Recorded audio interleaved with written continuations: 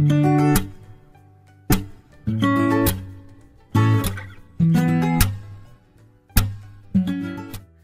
मंडळी, स्वागत आहे तुमचं आपल्या चॅनल मराठी ब्लॉगर कांचनवर। सर्वात आधी सांगा कसे आहात तुम्ही सगळे। आय होप तुम्ही सगळे मजेत असाल आणि मी पण मजेत आहे।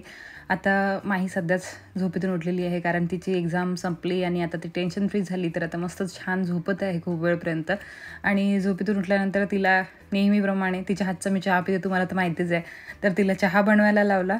आणि मी माझं म्हणजे क्लिनिंग तर सगळी आटोपलेली होती, फक्त हा सोफा थोडा बरोबर करायचा होता। आणि हे जे मुलांचे काय म्हणतात त्याला बुक्स वगैरे इकडे तिकडे पसरून ठेवले होते त्यांनी। आता अद्विकची एक्झाम सुरू आहे ना, तर त्यामुळे त्याचा अभ्यास घेणं आणि ह्या सगळ्या गोष्टी त्या मला हे करावं लागत आहे।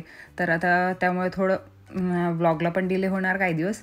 आणि नंतर मग हो, तुम्ही विचारत होते ना की आईकडे केव्हा जाणार आहे, माहेरचे व्लॉग बघायचे आहे, माहेरचे व्लॉग आवडतात बघायला, तर लवकरच तुम्हाला माहेरचे ब्लॉगसुद्धा बघायला मिळतील। कारण खूप दिवस झाले आईकडे जाऊन पण, तर आईकडे लवकर जाणार मुलांची एक्झाम वगैरे संपल्यानंतर। मी पण एक्सायटेड आहे यावेळेला आईकडे लवकर जायला, कारण खूप दिवस झाले इथे बसलेली आहे। आणि आईकडे गेल्यानंतर थोडं रिलॅक्स होतो आपण, थोडा आणखी मूड फ्रेश होते। आणि हां, नेहूसोबत पण किती दिवस झाले टाईम स्पेंड नव्हता केला। नेहू म्हणजे आता कोण, तर नेहूचं म्हणजे काय म्हणतात त्याला, तनिष्काचं नाव चेंज केलेलं आहे, तुम्हाला जर माहिती नसेल तर। निहारिका ठेवलेलं आहे, निहारिका पण नाही, नेहारिका ठेवलेलं आहे तिचं नाव आता।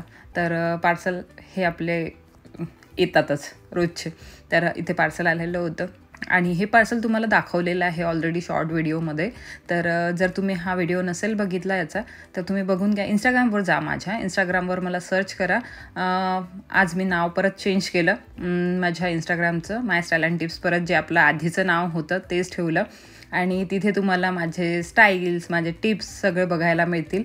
आणि आपलं जे म्हणजे त्याचं जे युजर नेम आहे ते चेंज केलेलं आहे, तर ते बघायला मिळेल। आणि माय स्टाईल अँड टिप्स जर तुम्ही सर्च कराल तर तुम्हाला मिळून जाणार। कांचन लाटेसुद्धा सर्च करू शकता तुम्ही, तर तुम्हाला इंस्टाग्रामवर मिळून जाणार माझं इंस्टाग्राम अकाउंट। आणि त्यानंतर तुम्ही फॉलो करू शकता। आणि इतकं छान आहे, मला इतकं छान वाटलं हे, म्हणजे एक रेडी टू वेअर स्कार्फ आहे।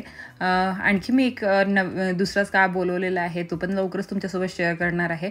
पण हा स्कार्फ ना, याला कॅप आहे समोरून, जर डोळ्यावर वगैरे खूप परिणाम होत असेल ना उन्हाचा आणि तुम्हाला त्याचा त्रास होत असेल, तर नक्कीच तुम्ही हे घेऊ शकता। तुम्हाला ती रील बघायला मिळेल, त्या रीलवर तुम्ही कॉमेंट करा, किंवा मग तुम्हाला आज डिस्क्रिप्शन बॉक्समध्ये सुद्धा याची लिंक देऊन देणार मी, आणि कॉमेंट पिनमध्ये सुद्धा लिंक देऊन देणार। तुम्हाला परचेस करायचं असेल तर तुम्ही नक्की परचेस करू शकता। आता उन्हाळ्यात इतकं कामात येणार आहे तुमच्या। आणि तसंही आपण आपली स्वतःची काळजी घेत नाही, असं मुलांना घ्यायला जातो त्यावेळेला आपण उन्हात जातो, असंच विदाऊट स्कार्फ कधी ते निघून जातो, आपण सनस्क्रीन लावत नाही, त्यामुळे आपली स्किन किती डॅमेज होते माहिती आहे का तुम्हाला। डॅमेज एक वेळ स्किन झाली ना, ती रिपेअर व्हायला खूप वेळ लागतो। म्हणून जेव्हाही उन्हात जाल ना, त्यावेळेला एकतर सनस्क्रीन लावा, आणि सनस्क्रीन लावून नंतर स्कार्फ बांधा, गॉगल लावा, नंतर उन्हात जा। आणि हो, आज मी काही पराक्रमसुद्धा केलेले होते, तशातलाच हा एक पराक्रम म्हणजे मी आज गिला वडा घरी बनवला। अमरावतीमध्ये राहते, तुम्हाला तर माहितीच आहे, आणि अमरावतीचा स्पेशल हा गिला वडा आहे। म्हटलं चला घरी बनवूया, तर 4 वाटी उडदाची डाळ घेतली होती, थोडी जास्तच झाली होती ती, तर ती 4 वाटी उडदाची डाळ 4 तास भिजू घातली। आणि त्यात अद्रक हे ते म्हणजे लसूण वगैरे आणि सगळ्या गोष्टी टाकून थोडं जिरं वगैरे असं, नंतर मग ते मिक्सरमधून काढून टाकलं। आणि ती डाळ थोडी याची होती, काय म्हणतात त्याला, सालवाली, तर थोडंसं ह्याचं पूर्णपणे ती हिने झाली, पांढरी झाली नाही, म्हणून ते तसं दिसत होतं। आणि नंतर त्याचे वडे बनवायला घेतले, तर आपल्याला त्याला फेटायचं आहे छान असं खूप वेळपर्यंत, आणि जे सॉफ्ट होईपर्यंत ते, आणि नंतर मग त्याचे वडे बनवायला घ्यायचे आहे। तर वडे आता तुम्ही हसू नका वड्यांवर, कारण त्याचा शेप काही बरोबर आलेला नव्हता, म्हणून मग आता अशा प्रकारचे हे वडे बनलेले आहेत। तुम्हाला छान येऊ शकतात, त्यापेक्षा मस्त तुम्ही घरी बनवा आणि यूट्यूबला रेसिपी बघा।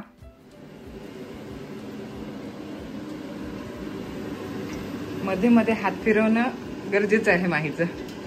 बोलने के लिए होता ना कि मैंने बनाया करके, अरे बाप रे, चमचा ही बनाया घुमाया, लेकिन बनाया तो मैंने। बरं ठीक आहे, क्रेडिट घेऊन घे तू। हाँ, माहीला क्रेडिट दिलं आपण आजचं, ठीक आहे माही, क्रेडिट गोज टू यू।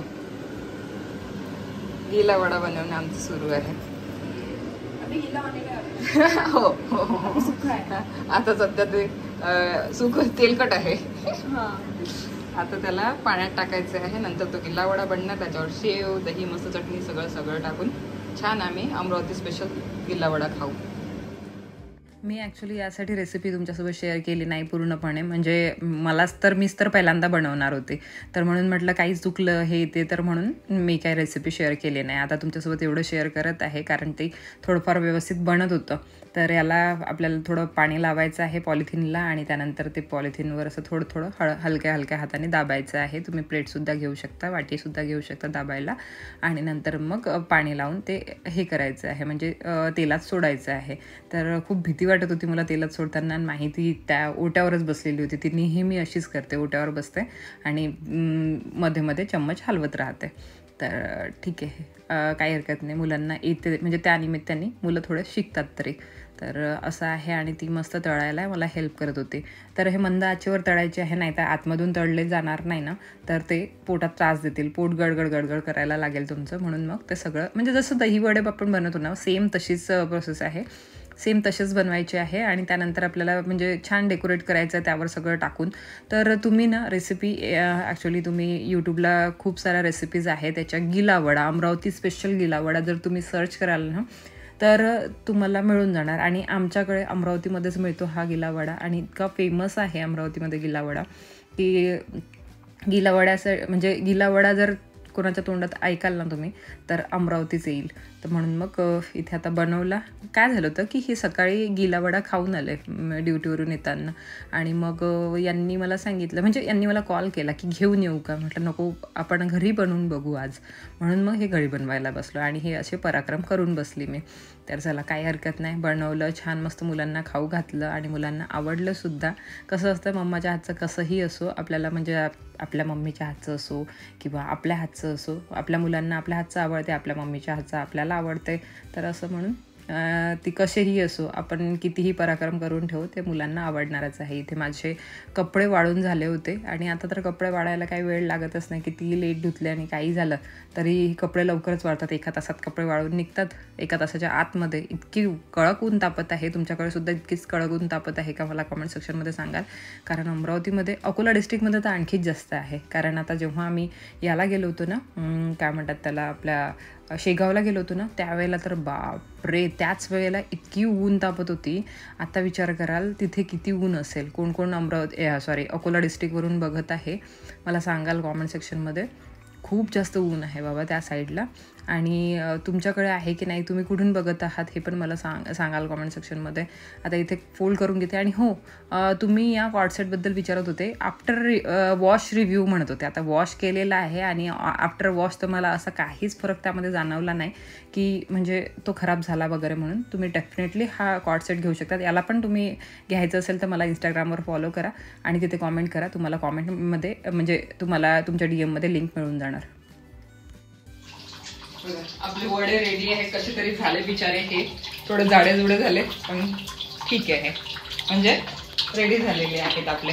आता हे हलकंसं गरम पाणी घेतलेलं आहे, यामध्ये हिंग घालणार आहे थोडं. रेसिपी मी यूट्यूबलाच बघितली, मला इतकी एक्सपर्ट नाही आहे मी की मला येणार आहे. नंतर मग यामध्ये थोडं चवीनुसार मीठ घालायचं आणि नंतर मग हे सगळं आता मिक्स करायचं. छान मिक्स झाले की आपले हे जे वडे आहेत हे यामध्ये घालायचे आणि मग हे पाणी ॲब्झॉर्ब करतील. आणि पाणी ॲब्झॉर्ब झाल्यानंतर जसे आपले दही वडे असतात ना तसेच, बस पाणी ॲब्झॉर्ब झाल्यानंतर मग त्याला काढायचं, त्याचं पाणी स्क्वीज करायचं आणि नंतर मग खायला घ्यायचं. त्यामध्ये चटणी हे सगळं इथे बनवून ठेवलेलं आहे. तर कांदा कापून ठेवलेला आहे, कोथिंबीर कापून ठेवलेली आहे, हे इमली सॉस घेतलेला आहे, शेव आहेत. तर शेव वरून टाकायचे. मी तुम्हाला सांगतेच नंतर काय काय करणार आहे. तर पहिल्यांदा आपण हे करून घेऊ. आणि दही, थोडं दही पण घालायचं आहे. इथे दही पेटून ठेवलेलं आहे. आपलं हे सगळं रेडी आहे. तर आता मी फक्त हे, आता याची वाट बघायची आपल्याला. हे पाणी ॲब्झॉर्ब करेल वडे तर बघा कशा शेप, तर बघा याचा कसा शेप झालेला आहे. भीती पण वाटत होती टाकताना ते तेलामध्ये, तेल गरम आणि ते सगळं करताना. ठीक आहे, आता हे सगळं आपण ॲब्झॉर्ब करू देऊ पाण्याला. नंतरची प्रोसेस जी आहे ती नंतर तुम्हाला दाखवते. घे आहे चला हो.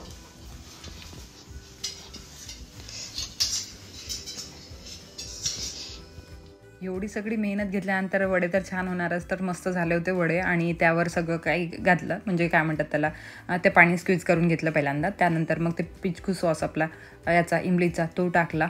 नंतर त्यावर ती आपली रेड चटणी यांनी जी बनवून ठेवली होती ती घातली. तशी रेड चटणी बनवतात स्पेशल याच्यासाठी, आणि ग्रीन चटणी बनवतात. आज ग्रीन चटणी नव्हती, तर ग्रीन चटणीचं असं काही असं फरक जाणवला नाही. तर ग्रीन चटणी नव्हती आणि काय म्हणतात त्याला, तुम्ही बनवाल ना तर ग्रीन चटणी नक्की बनवा, छान वाटेल. नंतर मग शेव घातले होते, कांदा घातला होता. तर तो पात्याचा कांदा असतो ना तो घातला होता. छान मस्त झाले होते आणि तुम्ही डेफिनेटली ट्राय करा, मला तर आवडले. अद्विक खाऊन गेला पण अद्विक मी सांगितलं नाही. बरं कसं झालं हे तर सांगा. मस्त झालेलं आहे.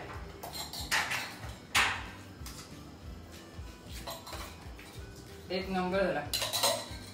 तर या तुम्ही सुद्धा खायला या, आम्ही खात आहोत.